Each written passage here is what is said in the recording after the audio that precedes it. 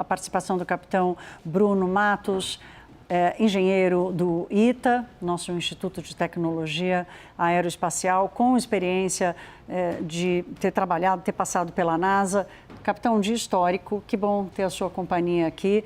A gente dividiu alguma emoção, gente, porque com toda a sobriedade, lembrando o momento que estamos vivendo, é um momento importante para a humanidade. Aqui nós estamos mostrando, o capitão, uma animação da NASA e você acabava de dizer desse momento importantíssimo que foi a separação desse pedacinho lá da ponta daquela grande estrutura de uma cor diferente onde estava o combustível. Exatamente, Thaís. A gente agora eu acho que já pode respirar mais aliviado. Os primeiros segundos de tensão já passaram. O que a gente vai observar na próxima hora é a ignição, então, agora do segundo estágio, né? O que acontece é o segundo estágio espera chegar no momento mais alto agora da órbita para ele ignitar. Isso vai acontecer daqui, provavelmente, 40 minutos. A gente vai ver esse momento. Como é que esse pedaço do foguete está, com que força ele está seguindo essa parte do trajeto? Então, é interessante porque agora ele está em voo livre. Não tem nenhuma força além da gravidade atuando. Os motores estão desligados, ele está só com a velocidade que ele ganhou de toda a subida do primeiro estágio. Então, ele está em voo livre, vai chegar no momento mais alto da órbita, do outro lado da Terra, e vai ignitar esse motor para ele fazer a primeira circularização, a primeira órbita. Depois ele faz uma outra ignição para ele entrar numa órbita elíptica. E aí sim, se tudo der certo, eles vão passar algumas horas nessas órbitas, são órbitas longas, para fazer todos os testes, passando por essa órbita elíptica, a segunda órbita elíptica, aí sim, eles vão fazer a injeção na órbita translunar, e aí sim, são 5 dias para chegar lá. O risco de explosão, o risco daquela faísca que ninguém pode controlar, esse já se foi? Infelizmente ainda não, Thaís. Toda ignição do motor é um risco, né? Então a gente está ainda com um sistema propulsivo, ainda sistema criogênico, hidrogênio, oxigênio. Então sempre há um risco. Em menor quantidade, bocadinho ali. Exatamente. Nesse pedacinho que ficou, mas ainda tem combustível ali. Sempre há um risco, obviamente, do sistema propulsivo falhar. O interessante esse segundo estágio é também um estágio de bastante confiabilidade. É um estágio herdado de um foguete chamado Atlas IV. Então, possui bastante herança de voo, a gente espera que tudo dê certo. Capitão, você falou da forma elíptica, a gente passou esses últimos dias aqui mostrando exatamente o que seria essa trajetória em forma de 8, né? Ele faz uma primeira volta como se fosse ali bem na parte de cima do globo terrestre, depois abre numa trajetória de maior espaço, né, indo mais longe da Terra para depois ir na direção da Lua. Exato. O que acontece, eles vão fazer primeiro essas órbitas para realizar vários testes importantes. Se tudo tivesse já com alta confiabilidade, eles poderiam já fazer uma inserção na trajetória translunar, como a Apollo fazia. Então, primeiro, para caso da Artemis II, a gente vai ver, então, eles entrarem numa órbita circular em torno da Terra, depois eles vão aumentar o que a gente chama de apogeu, que é essa parte mais longa, mais distante da órbita. Na órbita vai aparecer bastante elíptica. E aí sim, se tudo der certo, eles fazem a última burn, a última propulsão do módulo de serviço, a última queima, exatamente, de combustível, para aí sim inserir naquela órbita mais longa, que vai ser capturada pela influência gravitacional da Lua e fazer aquele 8 e fazer aquele retorno. Essa separação final, que a gente mostrou aqui com detalhes, com a maquete do foguete que tínhamos aqui, que sobram aqueles 2 pedacinhos, a cápsula onde estão os astronautas e aquele módulo de serviço que foi feito pela Agência Espacial Europeia. Esse momento em que só esses 2 últimos módulos ficam sozinhos, acontece quando? Acontece depois que a gente completar aquela órbita elíptica. Isso leva quanto tempo? São quantas horas? Vai provavelmente levar 1 dia para isso acontecer. A gente pode esperar ele olhar reto, o Waze lá da NASA vai mostrar, amigão, segue reto aqui por 5 dias, sem fazer curva, daqui a 1 dia mais ou menos. Daqui a 1 dia mais ou menos, exatamente. Entendi. E esse momento em que ele se separa, quer dizer, cada etapa vai diminuindo o risco? Bom, Exato. Tudo que já se passou não tem como mais dar problema, mas os riscos das próximas fases ainda persistem, obviamente. Tudo é gerenciado, cada fase é checada, sempre a NASA segue um esquema de procedimentos, um esquema de contingências para cada tipo de problema que eles possam encontrar. Capitão, eu não sei se a gente consegue, Rafael, repetir aqui o momento do lançamento. Essa repetição aconteceu agora há pouco.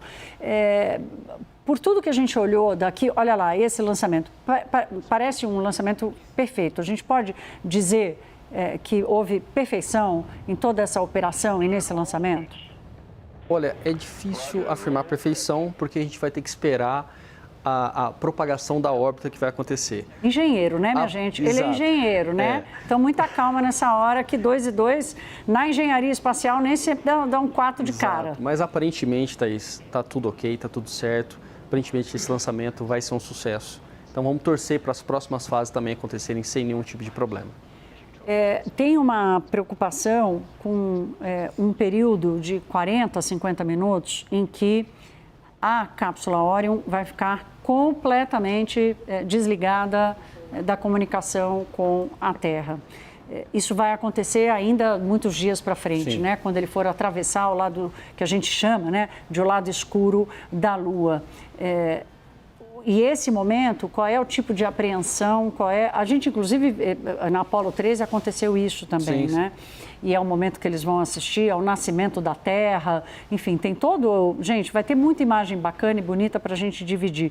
O que significa esses 40 minutos sem comunicação? O que é teste? O que está sendo testado nesse momento? Tudo isso está muito bem planejado. Essa tripulação provavelmente treinou todas essas fases do voo várias vezes. Então, se tudo der certo até chegar lá, eu não acredito que vai ter nenhum problema nesse momento onde a Lua acaba obstruindo o sistema de comunicação. A Apollo, todos os Apolos passaram por isso, então, assim, não é crítico. Um outro momento crítico que a cápsula acaba perdendo comunicação com a Terra é na reentrada, onde ela enfrenta todo aquele plasma gerado pelo calor da reentrada e aí acontece por alguns segundos a perda de comunicação. Eu diria que essa fase final do voo, que a gente vai ver daqui 10 dias, vai ser mais crítica. Até lá a gente vai estar acompanhando o tempo inteiro. Agora, capitão, qual é o tipo de coleta importante, inclusive para sistemas de comunicação? Porque se há um projeto que imagina que em algum momento na próxima década ou menos, pode haver o início do pensamento da construção de uma estação lunar, essa barreira da comunicação ela vai ter que ser vencida de alguma forma. Certamente. Há previsão, sim, de, por exemplo, de colocar sistemas de comunicação para fazer esse relay de comunicação em órbita da Lua. Isso vai ser importante para a gente não ter mais esses períodos de sem comunicação quando as naves estão no lado oculto da Lua. Elas vão poder, então, fazer uma transmissão para um satélite em órbita da Lua e esse satélite, então, retransmite para a Terra. Mas isso ainda é muito mais para frente, né? Agora, tem uma preocupação, capitão, com o comportamento do corpo humano. Os astronautas vão estar também carregando essa missão de usar o seu próprio corpo como fonte de informação. Claro, inclusive ir para a Lua, como eu falei, é um ambiente hostil, um ambiente de muita radiação. Os astronautas agora vão estar atravessando em torno da Terra o que a gente chama de anéis de Van Allen. São regiões de intensa radiação, onde os astronautas vão, infelizmente, receber algum nível de radiação. É óbvio que toda a cápsula é projetada para diminuir e amenizar as dosagens de radiação, mas, inevitavelmente, eles recebem mais radiação do que se eles estivessem na Terra. Quando eles chegam na Lua, como eu disse, a Lua não tem a proteção do campo magnético terrestre. Então, qualquer explosão solar que aconteça nesses períodos de 10 dias pode, sim, afetar a saúde dos astronautas. A gente espera que isso não aconteça, mas vale lembrar que estamos passando pelo máximo da atividade solar. Inclusive, há 2 dias atrás, tivemos uma explosão significativa. Eu ia te perguntar exatamente, o que é o máximo dessa radiação? É interessante, o Sol ele tem um ciclo de aproximadamente 11 anos, onde ele passa por máximos e mínimos de atividade solar.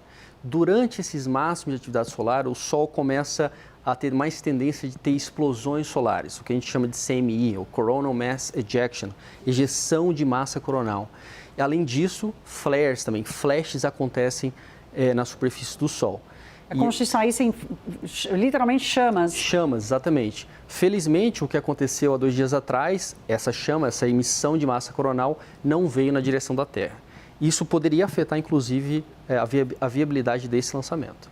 O cálculo da data e do calendário e do cronograma leva em consideração esse período, vamos dizer, essa sazonalidade desses 11 anos? Isso também foi levado em consideração? Isso leva em consideração, sim, mas é uma questão probabilística. A gente tem que conseguir operar, se a gente quer manter os seres humanos na Lua permanentemente, a gente tem que conseguir operar ao longo desse ciclo solar. O que a NASA tem à sua disposição são vários satélites colocados em diferentes órbitas que monitoram a atividade solar. Então, quando eles identificam uma explosão solar, eles conseguem, com algum certo tempo de antecedência, preparar a tripulação.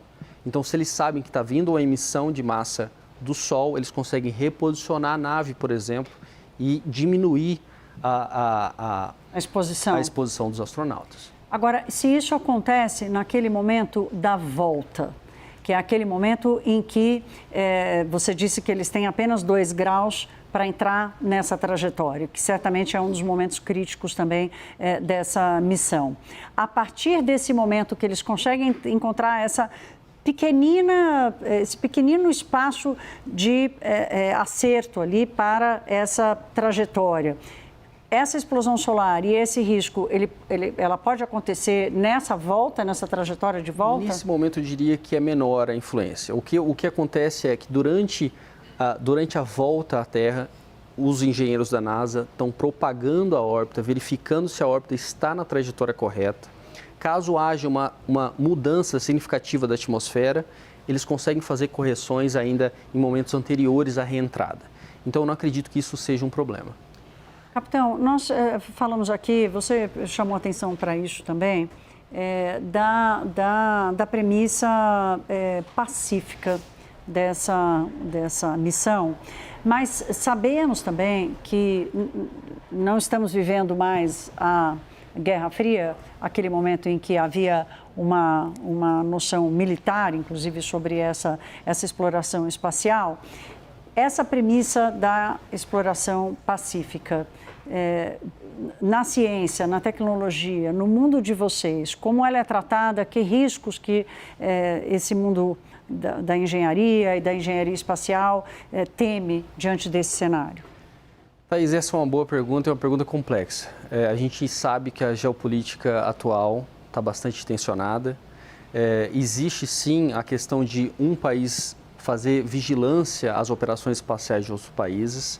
Existem muitos satélites que a gente não sabe o que eles contêm.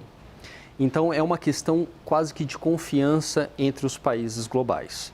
E a gente sabe, nesses momentos de tensão geopolítica, essa confiança diminui.